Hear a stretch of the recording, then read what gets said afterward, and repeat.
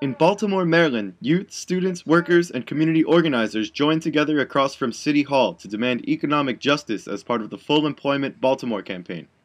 The demonstration outside was timed for the annual Taxpayers' Night, where city council members receive residents' considerations over the mayor's preliminary budget.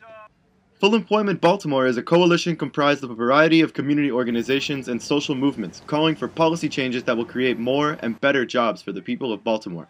Among the voices present were calls for the strengthening of local first-source labor hiring laws, increasing the minimum wage from $7.25 an hour to a living wage level of $10.59, reforming tax loophole laws for private corporations and wealthy institutions, reprioritizing the federal budget to decrease military spending abroad, and restoring full funding for a local summer youth employment program that currently provides for 5,000 jobs rather than the 9,000 jobs allocated in 2009.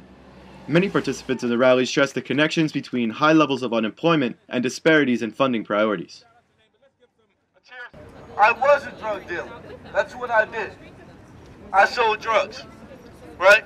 And then I was educated to understand the political nature of the educational system and that the state was underfunding our school system by millions of dollars. So one, they weren't providing us with an education to be prepared for employment. But what I do know is that I fight and stand with Full Employment Baltimore. I don't want new prisons built. I don't want schools shut down. Baltimore has grappled with a number of social and economic pressures over the past several decades as many of its previously robust steel and manufacturing industries were closed down or moved overseas. Johns Hopkins University constitutes a major source of jobs and revenue as a leading research institution receiving more than $1 billion in federal funding. But many residents say that the university's privileged position in the city has failed to translate into enough jobs and resources for local residents born and raised in Baltimore. While it remains an important port city, jobs in the docks have declined significantly, and some of Baltimore's statistics in areas such as unemployment and violent crime reflect the city struggling to maintain. According to Alexis Flanagan and others of the Baltimore Safe and Sound campaign, city officials' existing funding priorities reflect a prediction of failure for Baltimore's youth. We believe that there is entirely too much money that goes into taking custody of Baltimore City residents in foster care, juvenile detention, and prison, and we believe that there's not enough money that goes into positive opportunities, healthy births, early education, childhood education opportunities, after-school programs, and summer jobs for the people of Baltimore City, and we believe that the funding needs to shift. It's fundamentally, we're continuing to deprive our neighborhoods, and we're getting poor outcomes in our city because our neighborhoods are deprived of opportunity. The answer is always that we don't have the funding, and we say we do. We're just spending the money in the wrong place. We're spending the money on high cost interventions that produce poor outcomes when there are interventions that cost less and produce better outcomes, and we should be spending the city's money, the state's money, more wisely on behalf of Baltimore City residents. The current preliminary mayor's budget proposed for the 2012 fiscal year includes increasing some areas of law enforcement spending by more than $8 million, while cutting other areas of youth development and health programs by over $2 million. According to a budgetary analysis by the Baltimore Safe and Sound campaign, overall spending allocated to targeted areas of crime control totals $265,016,000, while discretionary funds dedicated to the healthy development of children and youth were cut back to $23,605,000. Maureen Daly of the St. Vincent de Paul Catholic Church feels that the problem extends beyond the local level and is indicative of a national trend in spending priorities.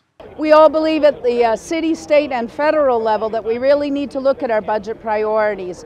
The choices about how we spend our money are choices that express what kind of a society we are.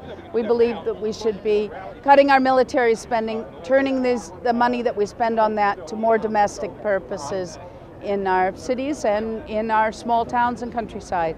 We have so many domestic needs that should be funded. After the rally, many went inside the War Memorial Building to participate in Taxpayers' Night by presenting and venting before the city council members.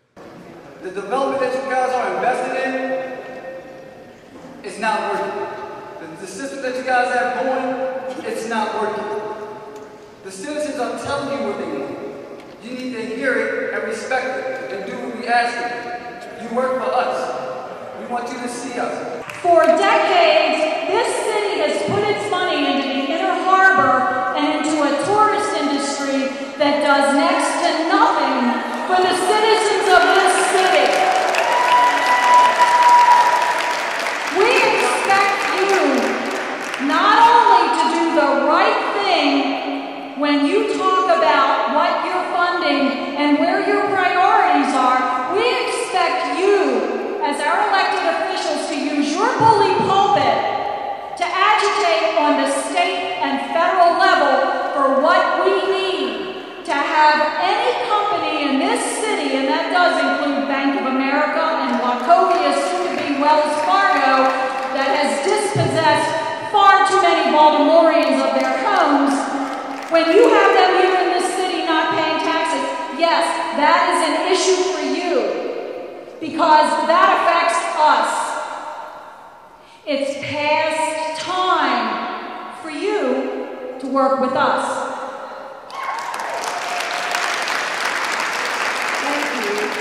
I read this budget and I'm crushed to see what is not simply an imbalance of our tax dollars, but an embrewing of the fabric that makes a civilized culture strong, productive, and free. Our city is not only stained with the blood of our murdered children, but also by our failure to provide them with opportunities to discover, create, grow, and dream. We must reverse this tide of fear that dictates that people who look like me are the enemy. Lackluster recreation centers are the enemy. Lack of fully funded after-school programs are the enemy. Lack of summer employment for our young people is the enemy. And this budget as proposed is the enemy. This budget predicts that Baltimore City residents will fail. It demonstrates the continuation of the historical fallacy that people with brown skin and coarse hair are destined to failure and therefore need to be taken into custody. This budget has placed a premium on ensuring the failure of our communities and neglected to invest in the basic opportunities that will make our communities thrive. And I wonder why. Full Employment Baltimore is continuing its struggle to press on the various levels of government to enact policies that put a priority on social investment and the creation of decent jobs for the citizens of Baltimore. A controversial and costly city plan to establish Baltimore as the host location of a Grand Prix racing event is set to begin this summer, and is expected to draw opposition from a number of the city's growing social movements. Electoral politics are heating up as Baltimoreans prepare to take to the polls later this year in mayoral and city council elections, where issues such as employment are sure to be discussed. This is David Doherty with the Real News Network.